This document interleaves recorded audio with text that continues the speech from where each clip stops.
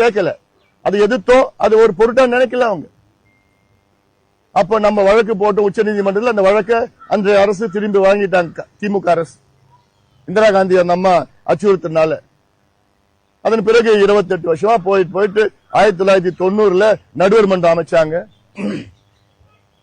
91 இடைக்கால தீர்ப்பு 205 டிஎம்சி கொடுக்கணும்னு. 2007 இறுதி தீர்ப்பு கொடுத்தாங்க. அது குறைச்சி 192 டிஎம்சியா குறைச்சாங்க. அதன் பிறகு கெசட் நோட்டிபிகேஷன் 2013 நடந்தது. 2018 நம்ம எல்லாம் உச்சநீதிமன்றம் போனோம். உச்சநீதிமன்றம் அது இறுதியா இன்னும் கொஞ்சம் தண்ணி குறைச்சி நமக்கு 177.25 டிஎம்சி தண்ணி இன்னும் கொஞ்சம் குறைச்சிட்டு பெங்களூருக்கு 4.25 டிஎம்சி, பாண்டிச்சேரிக்கு 7 டிஎம்சி, இவாபரேஷன் 5 டிஎம்சி சொல்லிட்டு நம்மளது 5 டிஎம்சி குறைச்சிட்டாங்க. இன்னைக்கு அப்படிதான் ஓடிட்டு இருக்கு. இன்னைக்கு அந்த தண்ணி வரது இல்ல. இப்போ ஜூன் மாசம் நமக்கு வர வேண்டிய தண்ணி எவ்வளவுன்னா 9.9 டிஎம்சி. நமக்கு கிடைச்சது 2.9 டிஎம்சி தான் கிடைச்சது.